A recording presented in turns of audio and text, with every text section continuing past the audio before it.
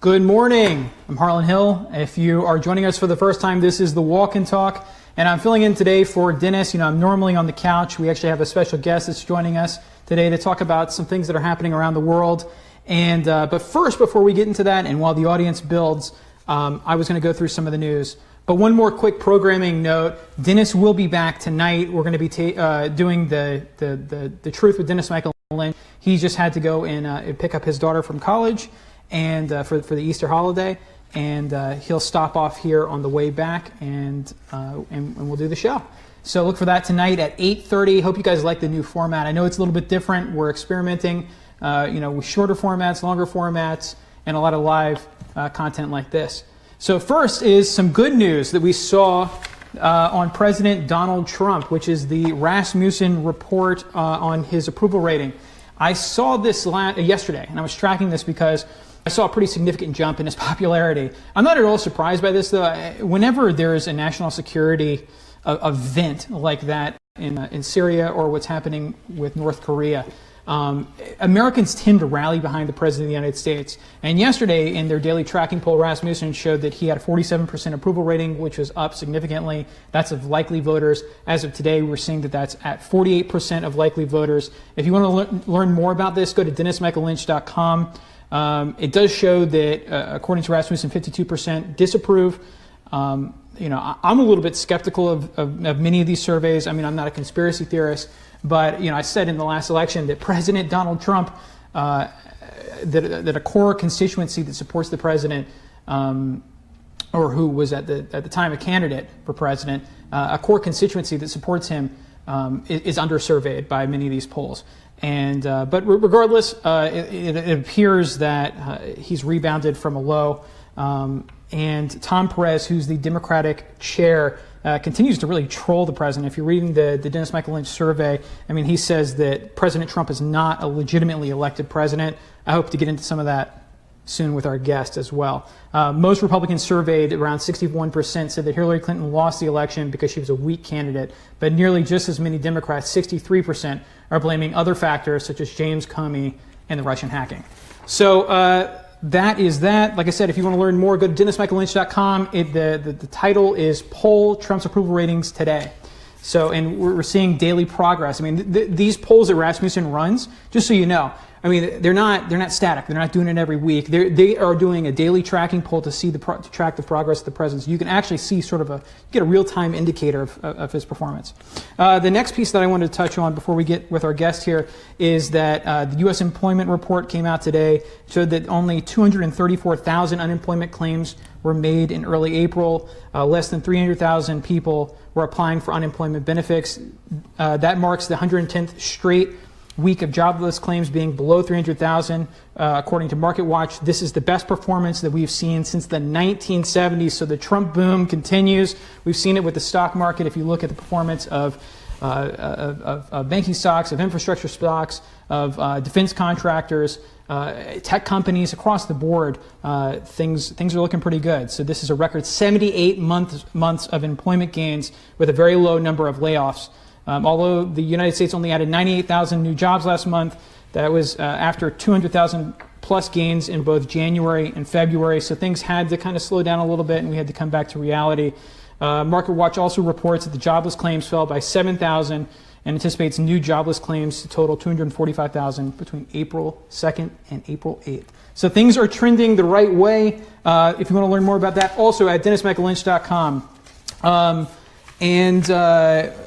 With that, let's get right to our guest. Joining us today is Jeff Dunetz. He's a journalist, a blogger, a political columnist, and one of the rare Jewish conservatives in a sea of Northeast liberal Jews. That's from his bio. And he's also the editor and publisher of his own site, lidblog.com.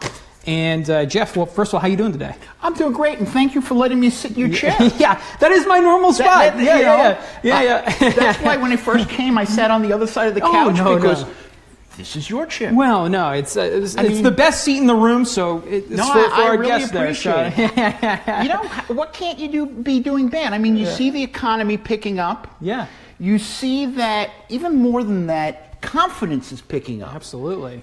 And that's really what behind I think the employment rise you just talked about is that businesses are feeling better about the economy, so they're hiring. Small business confidence is like a 12-year high or something right. like that? So, I mean, but at some point, Jeff. Although, I bet you one of the guys that were in that report on the unemployment was the guy who gave the Trump's tax return to MSNBC, but that's a different story. Yeah, not Rachel Maddow, though. I mean, her ratings are crazy, crazy good. So the first thing that I wanted to talk about with you, for those of you that don't know, I mean, Jeff really is a full-service, political columnist, and his website, he covers everything from American politics to international and foreign policy. And he was just telling me that about 5% of what he writes about is Israel. But I wanted to tap into some of what he has to offer as it relates to Israel, because I think that there's a lot of commonality between what the Israelis live with day to day and what we live with as a society, especially with the rise of radical Islamic terrorism, with the rise of illegal immigration, and some of the challenges that they have to face. But before we get into that, I wanted to talk about Sean Spicer.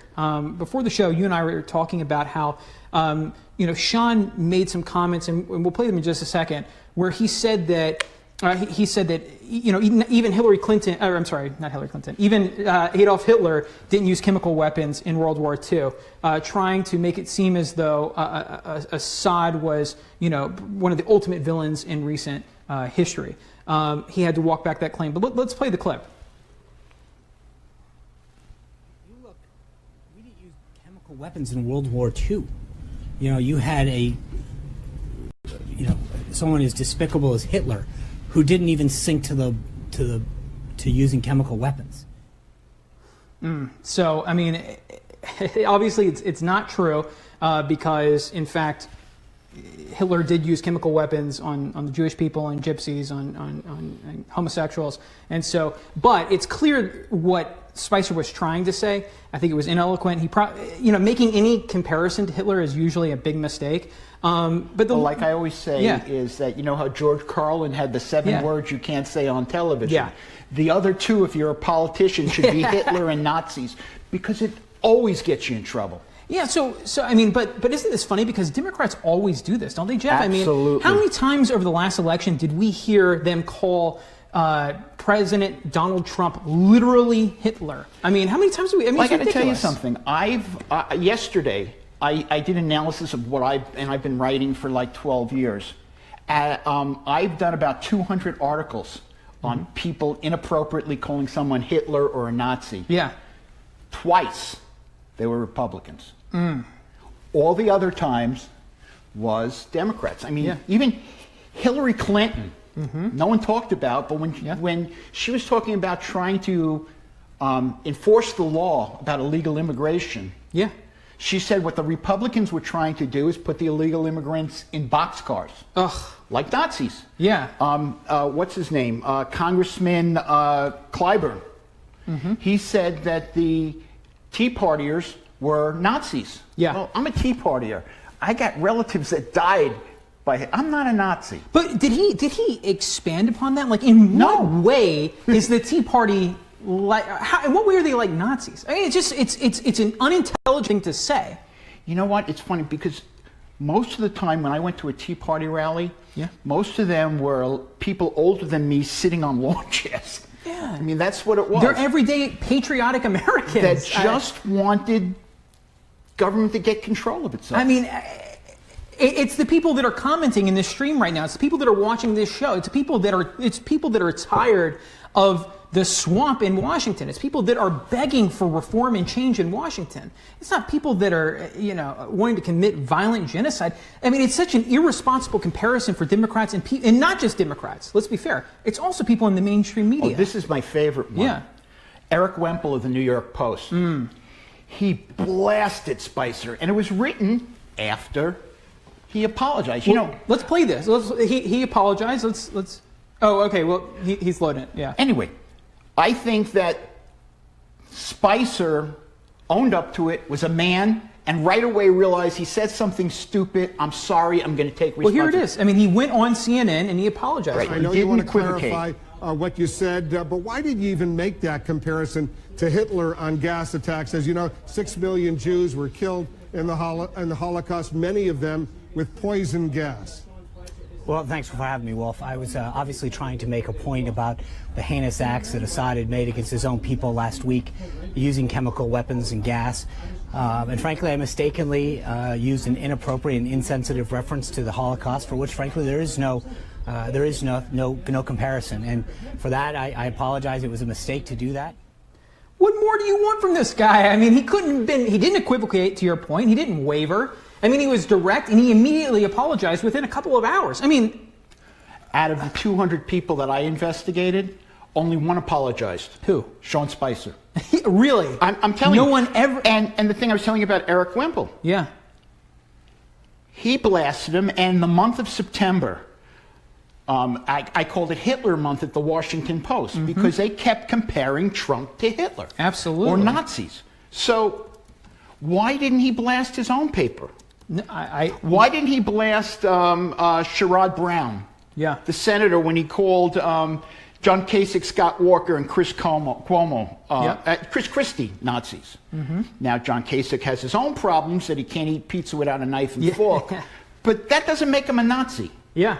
Okay, no one in the mainstream media, and you got to understand something, that night, even though he already apologized, even though we're sending our ships to North Korea, and supposedly this weekend they're going to try something, even though Tillerson was going to Russia, the lead story on the 3 networks was Sean Spicer screwed up. Yep. I got to tell you something. You're on television. I have a radio show once a week. I screw up all the time. Sure. And I apologize. Yeah. It's not lead news. Well, it's part of this pack mentality in the media. If somebody says something, well, no, I want to correct that myself.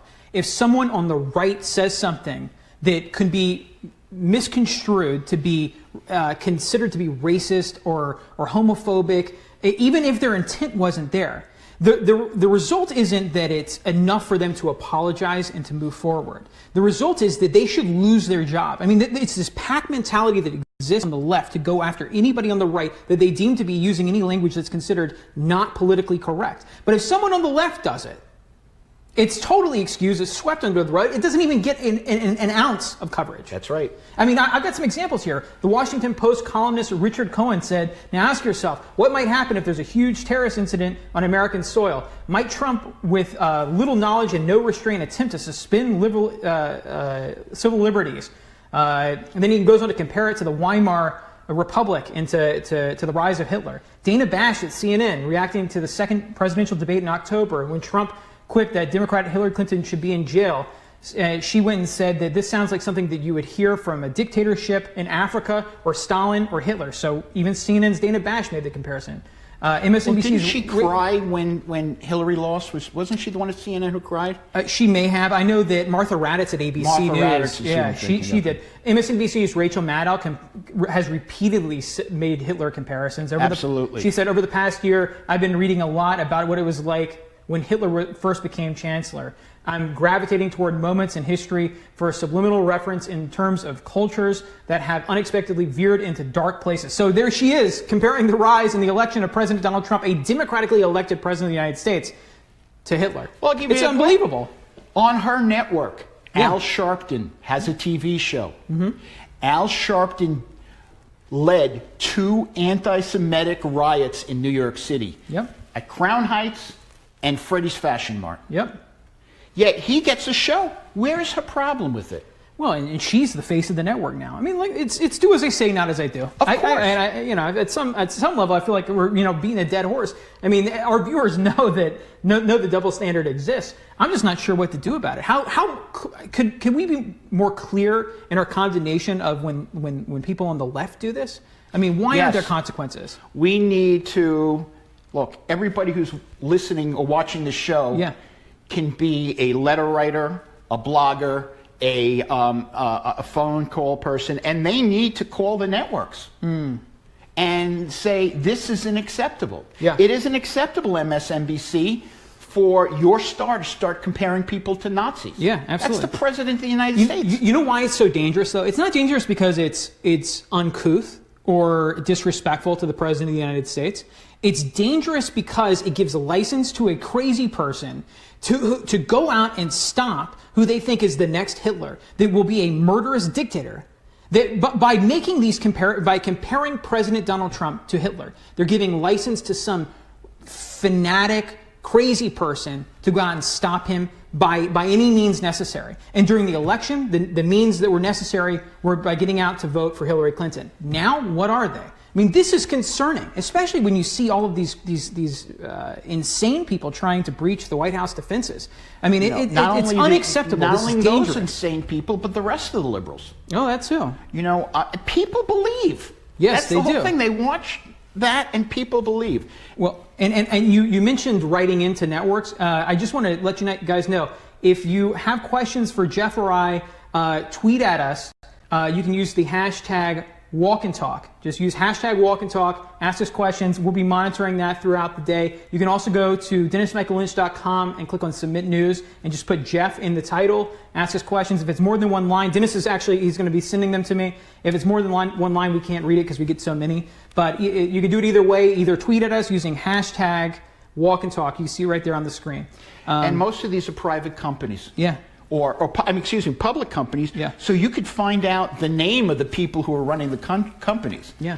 Don't write the head of the network. Mm-hmm. Write the head of the corporation. Absolutely. The members of the board of directors. Mm-hmm. Mm-hmm. Because those are the ones who aren't used to hearing from people. Yeah, absolutely. Well, let's move on past Spicer, because I feel like, anybody that's being intellectually honest with themselves knows that Sean Spicer he's not a Holocaust denier. I mean, he misspoke. He said something that was ineloquent. He immediately apologized for it. I've forgiven him. Not a big deal. We moved on. We've got bigger fish to fry. The next thing I wanted to talk about was the wall. One of the things that Jeff and I were talking about before the show is that there are actually a lot of comparisons, or there are a lot of parallels between what Israel has faced in the Middle East and what we're facing here in the United States. And that's insofar as that we're both contending with the rise of radical Islamic terrorism. We're both contending with the rise of illegal immigration. And we've arrived at the same conclusions in terms of how we're going to try to resolve these. And one of the solutions that Israel came up with was actually to build a border wall. And they've done it. And Jeff, can you speak to some of the successes of it? I've driven a lot of it. You have. You've actually been there and you've seen it. I've been there since they built it. And they call it a separation barrier because it's half wall, half double-sided fence with a place for a vehicle to drive in the middle of them. Yeah. I mean, double fence. Double fence. From the year before the wall was built to the year after, there was a 90% drop in terrorism coming from the West Bank, Judea and Samaria. So I would say that's a success. Yeah, yeah. So you said a 90% 90. Wow. And what people don't understand about our wall is that when somebody makes it into the country, we end up paying their education, their medical, their welfare, whatever. And as much as the wall might cost, it's going to save hundreds of millions of dollars because we don't have to pay that stuff. Yeah. It's not taxpayer money. Yeah. So that's what kind of people don't understand. The other thing is that even in Israel, the liberals kept calling it an apartheid wall. So that's interesting. So even in Israel, you have liberals that are arguing against or advocating against a military defense against terrorists that are trying to infiltrate the country. Absolutely.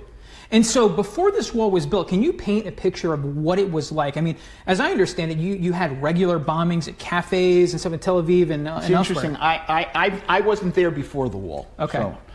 But I went to a lot of places when I was in Israel last, where they would hang up the shrapnel from the bomb that exploded across the street, or the bomb that exploded in that store. Yeah. So yeah, that all stopped. There was I have a friend whose daughter was getting a slice of pizza at Sbarro's. Yeah. and someone walked in and blew themselves up and killed his daughter. Killed his daughter. And that's an American. Oh my God. And that actually, we just tried to extradite the terrorist, and Jordan said no. But under the Obama administration, we never tried to. Of course, under the Obama administration, a lot of the anti-Jewish terrorism, he didn't call it that. Yeah. Well, could this... So much of the discussion of the border wall here in the United States is to stop just regular old illegal immigration. Sure. But do you perceive the wall along our southern border that President Donald Trump has proposed to be an issue of national security as well? Of course. There have been cases, for example, a few years ago, there was an illegal immigrant from Jordan who ended up coming over the border and tried to blow up buildings in Dallas. In Dallas? In Dallas. There are stories in Judicial Watch about Hezbollah creating camps, training camps in South America, and now they're in Central America, working their way up. Yeah. So when they get to Mexico, the next step. Yeah.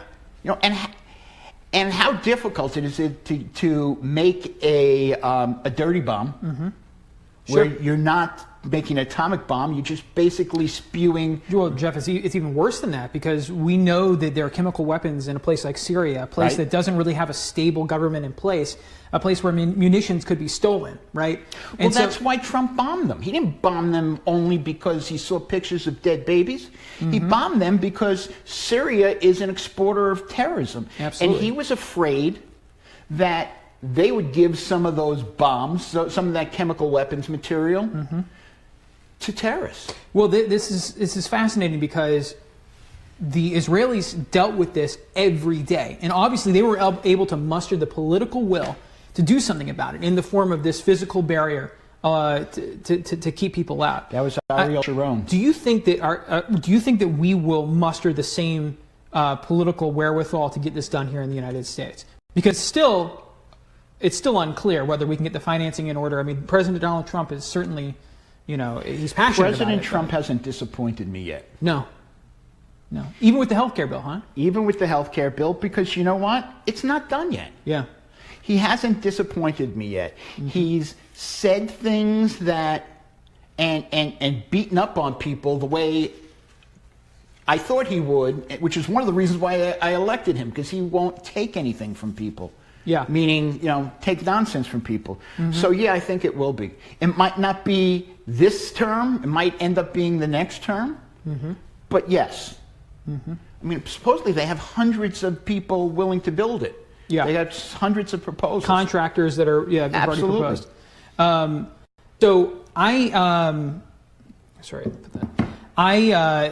next thing that I wanted to talk about as it relates to Israel is how well, in terms of the domestic climate there. I mean, you touched on something that I haven't really heard very much of, because when we think of a place like Israel, we think of it as having some hegemonic political structure where everybody agrees on the path forward there.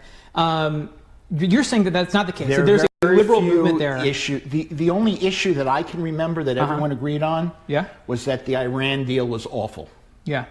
Besides that, they have a list election. Yeah. Meaning they have 40 parties or 30 parties running for Knesset, which is their parliament. And I believe it's any party that gets over 5% gets a parliament seat. Yeah. So, we have fighting between two parties. They have fighting between 10 or 12 parties. Well, and it's true that if you get two Jews in a room, you get 20 opinions. Yeah, yeah. And this, you got more than two Jews, and you have Arabs also. Yeah. Because the thing the media doesn't talk about is Arabs get to vote, and they get to be in parliament also. Well, let's talk about Iran for a second. Let's talk about that Iran deal. Is it an existential threat to Israel and potentially the United States? Israel and the United States. In what form? Why is it an existential threat to the United States? All it did was possibly delay Iran's nuclear weapon for 10 years. That's all it did. The inspections are done by Iran. Okay, they're done on television, but it's like asking a drug addict to administer their own drug test, or asking the Department of Justice to investigate itself over Fast and Furious. Oh wait, we did do that. Yeah, it's crazy. It is crazy, and it's dangerous. And how close? So I've read different or varying reports on this, but the one that was most alarming to me said that now that we have the Iran deal in place, if they were to want to resume a nuclear weapons program in Iran, they are now able to bring in more modern equipment so that they'd be able to enrich uranium at a faster rate. And so, in fact, if they were to resume the program today, they would be capable of deploying their first weapon for a test within, I think it was like 11 months or something like that. 3 months. Because wow, that's even scarier. Because the other thing we did is we actually allowed them to upgrade their centrifuges. Why wouldn't you think that would be a part of the deal? I mean, what was the motivation for Obama to allow this? Because he was so desperate to get a deal, to get a foreign policy legacy.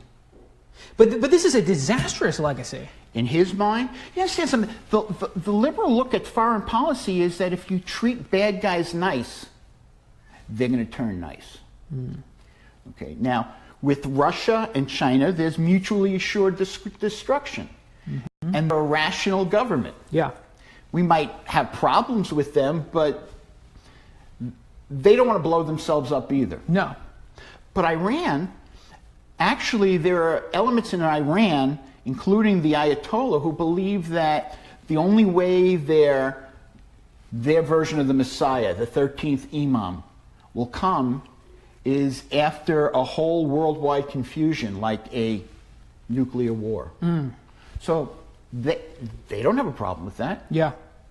Well, it's scary because we've seen earlier this week we did a report, or I did a report on The Truth about the threat of an EMP. And the reason I did that is because when people look at the potential for a threat from a place like Iran or North Korea, I think that their expectation is that in order for them to really threaten the United States, they would need some massive nuclear arsenal to threaten us, like Russia has. But it couldn't be further from the truth.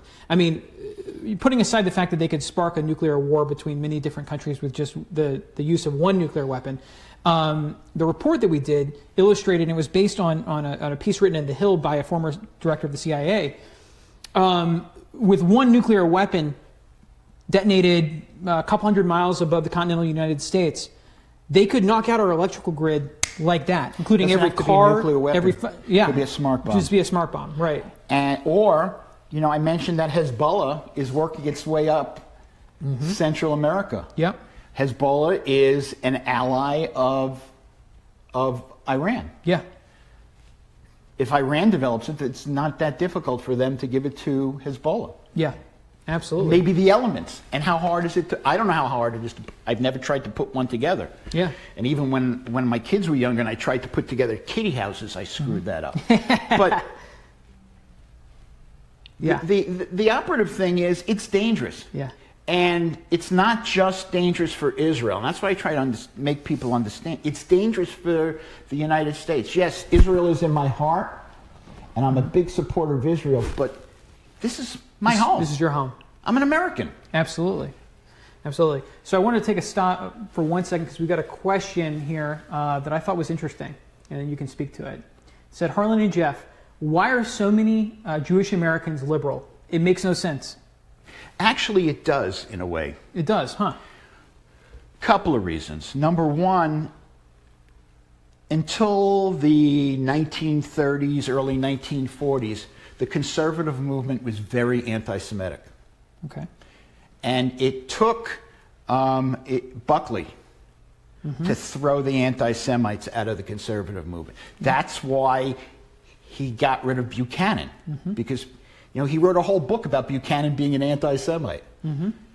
So Jews weren't welcome there. And I think that a lot of American Jews mistake the fact that we're supposed to be giving charity and we're supposed to give safety nets to people, and they confuse the fact that that's a personal obligation, not a societal one. Not, well, a community organization too. I mean, it's the church, the synagogue, that kind of obligation, but it's not the national government's obligation. But that has obviously changed now with basically a reformation of the Republican Party. And well, yeah, but you also got to understand that Reagan, the first time in a long time, the Jewish vote was under 50% for the Democrats was when Jimmy Carter ran for re-election. 1980. Reagan was in the 40s, 40%, low 40%. And then when George Bush, the first one, ran for re-election, it dropped to 11% because of James Baker, who once said, F the Jews, they won't vote for us anyway. So the Jews proved it. Yeah. And it's been going up little by little ever since, but it hasn't reached those levels. Do you think that will change now with President Donald Trump in the White House, with Jared Kushner, a Jewish American? I don't think Jared Kushner matters. Trump? No? No. I think Ivanka matters because he's her daughter, but I think Trump's policies matter. Yeah. Okay? And the fact that the last president was horribly anti-Israel and made anti-Semitic comments. Was Obama anti-Semitic? When he was building up the Iran deal, he had a phone call with Jewish leaders, and he kept saying that, you know, it's those rich city people who got us into the Iraq war. Yep. Who are trying to stop the deal. And the people who were on that call were convinced he meant rich Jews. Rich city people. Yes. That means liberal Jews. Right. That's what he's saying. That's what he was saying. Wow. And people actually tweeted that out in the middle of the meeting. So, you know, and when they pointed out that Ariel Sharon, the prime minister, actually told George Bush, don't go into Iraq because in the end it's only going to strengthen Iran. Yeah. Obama reminded him that private citizen, then Netanyahu, urged Bush to go into Iraq. But he was a private citizen. Yeah. It was like me saying go into Iraq. Right, right. Well, I want to ask you, I mean, based on the evidence that you've seen here, I mean, we let's look at the Iran deal as one example. I mean, he was more interested in getting that political win than negotiating a deal that would really protect the American people. Yes. And looking at that one issue, that seems pretty anti-American. Do you remember when he redid the SALT treaty? For nuclear weapons? Yes. Yeah. Yes. Most people said, or a lot of people said, that that was a bad deal for America. Why was it a bad deal? You know what? It was so long ago. Yeah. You know, but I'm saying most neutral and Republican observers said that it was too weak. But he went for it anyway. Remember when the whole Star Wars thing? Yeah. And I don't mean the movie. Right. Now, there was never Star Wars between us. Yeah. It's always been something that we've threatened, but the Russians were scared crazy out of it. Yeah. So Star Wars, to explain that, would neutralize the Russian arsenal of nuclear weapons. Well, without getting anything in return. Yeah. Obama says we're dropping the program. It just doesn't make any sense. I mean, it seems as though he's tying one hand behind our back. I mean, that would be a point of leverage in negotiations, right? I mean, you would say that we have this amazing capability that we could deploy that would neutralize your nuclear weapons. We can curtail that program in exchange for something else. Why would we just begin the negotiation by taking away our biggest chip? Because our best Obama felt, and it's actually the liberal foreign policy philosophy, if you're nice to a bad guy, they're going to turn good. Yeah. That was Kerry too. Yeah. How many times did John Kerry get into a fight with the Iranian foreign minister and end up having to give another concession? Right. Yeah, many times. So, I mean, but that's really it. So, The next question that I had, and it relates to recent political history, and this is a question from Bruce Jackson. He tweeted us. By the way, guys, if you haven't done it already, send us some questions. Tweet using the hashtag walk and talk. That's hashtag walk and talk. So Bruce Jackson said, you've talked a lot about national security today, but I see that the travel ban has really disappeared from the news. What's the status of that, and what do you think of that? So Jeff, what do you think of the travel ban? I don't see anything wrong with slowing down immigration from certain countries where terrorists tend to be. Has Israel done that? Have they set limits on migration from terrorist hotbeds? It's different. Okay. You know, all their borders, they control their border. Yeah. It's different. Yeah. We don't control our borders. Now, what do you mean by that? I mean, so they have physical barriers that help them control the barrier. Right, and they have crossings. Okay, you know, half the country is on body of water, so they, you know.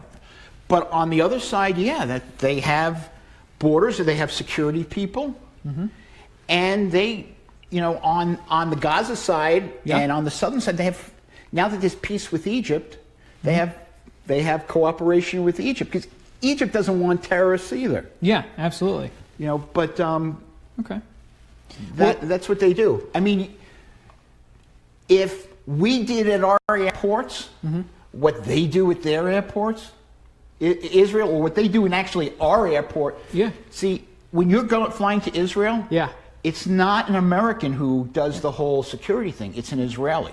I did a report on part of this, and what's so interesting is that they actually use racial profiling. In some cases, to stop people and ask them questions. Racial and behavioral profiling, yeah. Matter of fact, if anybody goes to an airport in Israel or the Israeli, like El Al in Newark, if you stop and look around, you will see men on the upper levels looking down. And they're spotting people that are suspicious. And not suspicious because of the way they look, but the way they act. If they're perspiring, if they look nervous, if they're, they know what to look for. They know what to look for. Now, why? I'm trying to understand.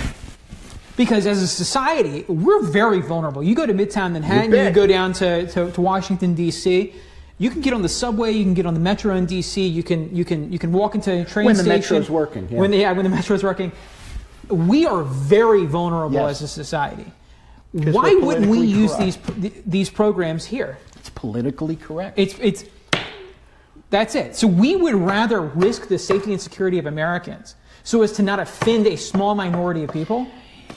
The #1 goal of Israel when they travel, is to make sure they don't get blown up in the air into little pieces and thrown across. Yeah, that should be our goal. That should be our goal. I mean, I don't understand. You know, it's the same way, you know, our soldiers in fighting ISIS, where they have, you can fire at them, but only when the president says so. I mean, that's what it was under Obama. It's all political correctness. You know, it's incredible, because last time I went to Israel, the people in front of me, they got pulled aside, and they got their luggage, everything pulled out. Yeah. You know, and it was interesting because they pulled me aside. At first, they pulled my son aside, and they said, "Why are you going?" No, he asked if he was Jewish, and he said, "What synagogue do you go to?"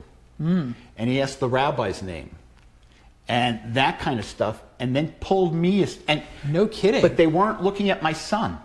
They were looking at me and my wife to see if I was flipping out at the questions. And then they asked me the same questions. Now, my son was answering out of earshot, so I couldn't hear. They asked me the same exact questions to see if they matched. Wow. That's the kind of thing you can't do here. It's so smart. You can't ask a passenger what their religion is or why. Well, I'm assuming they ask why they're coming to America. They do, yeah. When you're going to customs, but you know, every time I've done it, and obviously it's a little bit different because I carry an American passport. So every time I've done it, it's kind of just like, you know, they stamp your passport, you go right through. That's it. That's it. And that's the difference. They throw political correctness out the window. Yep. And their number one objective is not to be blown up somewhere in the middle of the Atlantic Ocean. Yep. Which I think is a better objective. I agree. Now, the next thing that I wanted to talk about is that you brought up a really interesting survey, or an experiment that was run on Facebook. And as I understand it, there was a group. What group was it? It was called the Israel Law Center. It's called the Israel Law Center. And so they wanted to test how Facebook would censor two different groups.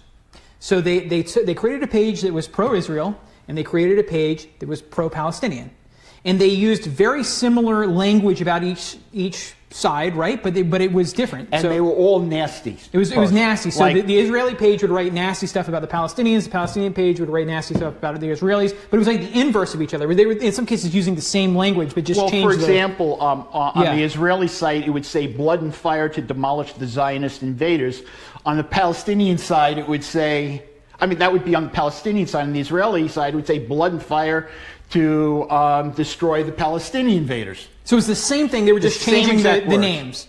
And what happened? The interesting thing is everything was put up at the same time. Yep. And then eventually they complained about the other side at the same exact time. Yep. The Israeli page was taken down. The Palestinian page that beat up on Israelis was stayed up. So I think that this is a great example of what's happening on the internet to censor conservatives, to censor Christians, to censor Jews, to censor anyone that doesn't fit the mold of the liberal mainstream media. And yes, I'm lumping a website like Facebook into this. They're a media company. Facebook's a media company now. That's right. And they have the ability, even though we're on here right now, and many times that I feel as though they do censor us. The first time I met Dennis, he was talking to me about his Facebook page losing a couple of 100,000 people like that. For no reason. For no reason at all. Yep. So yeah, it happens. It happens. Because Dennis is a big conservative figure. Yeah. That's what happened. There are posts that I put up that all of a sudden the traffic stops from Facebook because maybe it's too much over their line. But what I always say is that you will be able to argue with my opinions, but you'll never be able to argue with my facts. Yeah. Because I make sure that everything I post is accurate.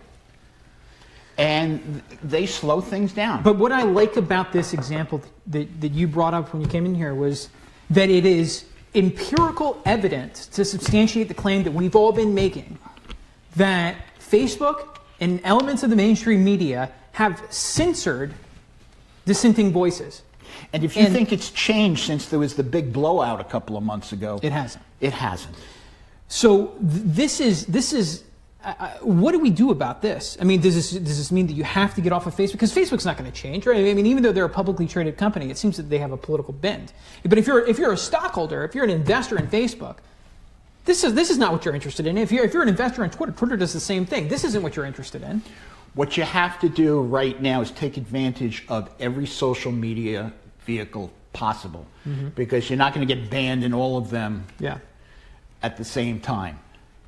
And you just got to, hope that one day someone rich is going to start their own competitor Facebook that's a conservative. Well, and this, all Facebook is doing is they're reflecting the rest of society, which is like if you go to college campuses now, what is it, the BDS movements. Well, can you explain what those are for people that don't know?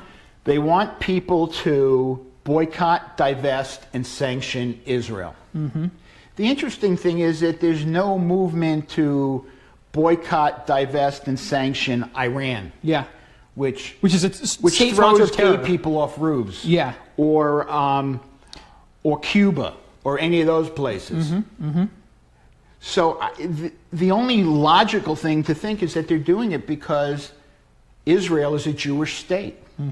So I will say it. I believe that these BDS movements on college campuses and the people that lead them and the people that fund them are anti-Semitic. 100%. Yeah. And then there's a group called Young Palestinians or something like that, and they basically, they go around, threatening and torturing the Jewish kids, the pro-Israeli kids on campuses. Yeah. We literally are at war, as far as I can tell. I mean, we are at war with radical Islamic terrorism. We're at war with radical Islam. And my concern, increasingly, is that people don't realize that it's not just anti-Semitism. It's anti-Christian. I mean, we saw this with the terrorist attacks in Egypt over the weekend. I mean, even before that, you had the ISIS was beheading people just because they were Christian. It's unbelievable. It's all throughout the world. So what do you think about migration from the Middle East? Because in terms of legal migration, I mean, Dennis and I were just talking about this. We have so many people coming to this country from the Middle East. Do you know what I thought was amazing? What's that? You mentioned the Trump's executive order. Yeah. The first one said, let people in first who are threatened, meaning Christians. Yep. Well, that became an anti-Muslim thing. But you know what? Christians are losing their heads, literally. Yeah. Yeah, absolutely. You know, it isn't a religion thing. It's if you really believe that people are being harmed, you let the people who are being harmed in first. Well, in yesterday's show, the truth, we were looking at footage, or we've been looking at footage from Dearborn, Michigan, and it seems as though it's been taken over by Muslims. There are a lot of places in Michigan. What's interesting about that is that used to be that was Main Street America. It was a place that you had American flags, white picket fences, and people were living out the American dream. You go there now, and I Muslims are Americans too. There are plenty of Muslim Americans too. But when you go there and it looks different than the United States of old. It has changed, and there seems like there's little effort to assimilate. Is that a problem going forward? I mean, or am I blowing this out of proportion? Because it seems as though if you're to a point, it's a problem. They say America's the great melting pot. It's not. It's not. It's a pot of gumbo. Meaning you have chunks of different people, but they're blending together with the sauce. Even Jews. We tend to live in neighborhoods with other Jews. Yeah. Yeah. We tend to marry other Jews. But we also tend to be just as American as anybody else. Just as patriotic. We're so thankful that this country has accepted us and let us live like that. Yep. So that's the difference. And our kids, I mean, I moved to where I moved because there were people of other faiths and other colored skin and things like that, because I wanted my kids to be able to understand what this country is really about. Yeah, absolutely. I think not wanting to assimilate, at least not wanting to accept or understand the others. A lot of people in this country get upset when they teach other faiths in social studies. I have no problem with that, because I think the kids should be able to understand the other faiths. Now, I don't think they should tell them that Allah is God. No. But understand, I think, the 5 tenets of Islam. Understand, in my case, I wanted my kids to understand Jesus and why people believe that he was the Messiah. Yeah. I think it's important. I do too. Because you don't have to follow other people's religion, but you have to understand to be able to accept. Yeah, absolutely. We have to be able to empathize with people, right? I mean, I think this about politics too. I mean, I've said this on the Walk and Talk many times before. If you really want to understand the argument that the other side's making, you gotta attempt to understand what they're thinking, because in many cases they're not being necessarily irrational. They're not even necessarily wrong. They're coming at this from a different perspective. And if you can understand that, you're much more apt to be able to dispel with what they're saying. Exactly. Now, in the cases of religion, we're able to resolve a lot of our religious differences, and if we were to understand where the other side is coming from. Well, actually, a lot of times I'll call Ed Morrissey from Hot Air, who's a buddy of mine. I'll call him up and go, "Okay, I need Rent a Christian," because I have to ask a question to understand it. Yeah. But on the other side, I have a RSS feed reader that I go through to get my news. Every day, yeah. 700 plus sites. I'd say about 200 to 300 of them are liberal sites. Yeah. Because you're 100% right. If you don't understand the argument of the other people, you're not going to get it. Right. Or you're going to be like the liberals tend to be, is like, well, you're a jerk.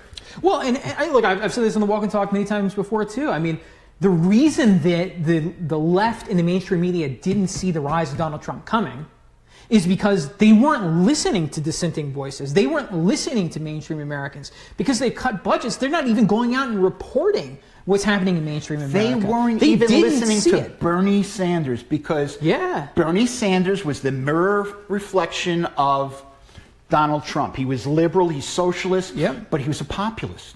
Well, that is part of the reason that I am on the Trump train, is because Bernie and Trump were talking about the exact same problems.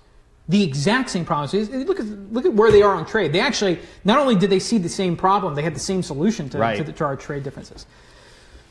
They missed it. The Democrats missed it. The media missed it. And it's because they lacked empathy. They just thought they were just writing off all of us Trump supporters and everybody that's watching this right now as racist, misogynistic, deplorables. And they thought that we were just like a fraction of society. Like I told you before we started, I mean, I can't tell you how many times I had to defend Donald Trump as not being an anti-Semite. Yeah. Because when someone says, talk about why that's ridiculous. Donald Trump, his daughter's 3 children are Jewish. Eric's children will be Jewish because his wife is Jewish. Yeah. So you're saying that what you're really saying is Donald Trump hates his grandchildren. That's really it.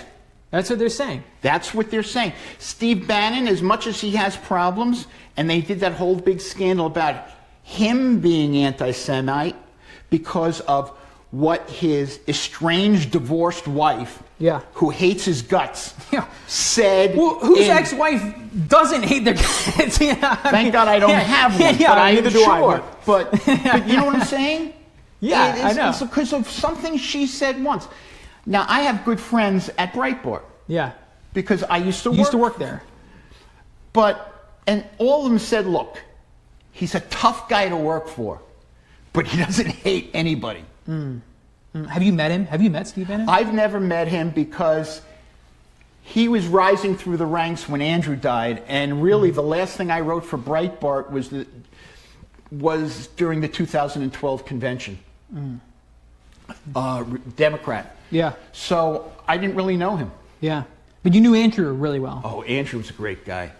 Yeah. Andrew, no one could walk into a room and command an audience like Andrew. He was like the Pied Piper. Yeah. He really cared about the people who wrote for him.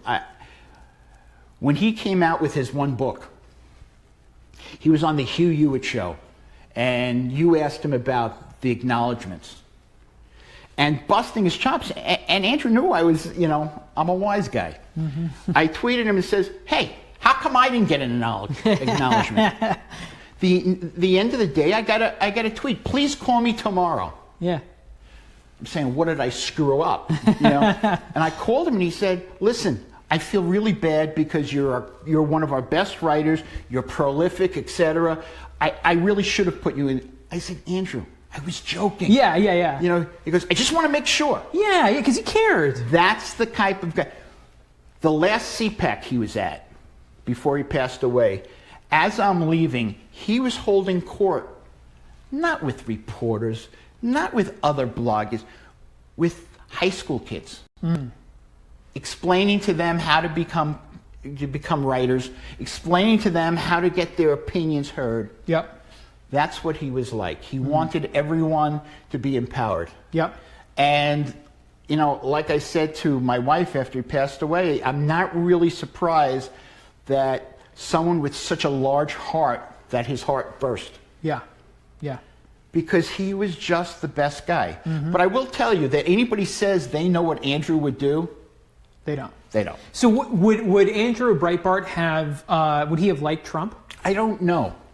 You don't know? I really don't know. I think that he would like the part that he got so many people involved that the whole drain the swamp The thing. populism, Right. But other than that, I don't know.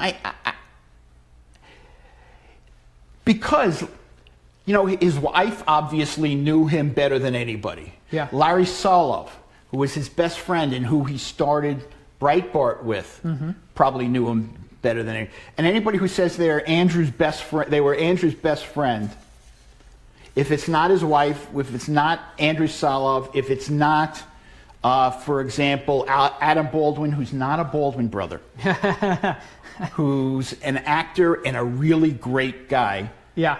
Those were kind of among his closest friends. Yeah. But, you know, Andrew was a friend and a mentor, but I would never say I was a close friend of him. Yeah. And the year before he died, I probably wrote close to 300 articles for him. Really? Wow. You know, that's when it was volunteer and unpaid. Oh, really? Oh, yeah. you missed the boat. But you felt like you're part of the team. Yeah. You were actually getting something done. Yeah. Well, we have one more question I wanted to work in here, and this question is from Lou. It says, how will Israel and Palestine survive without peace?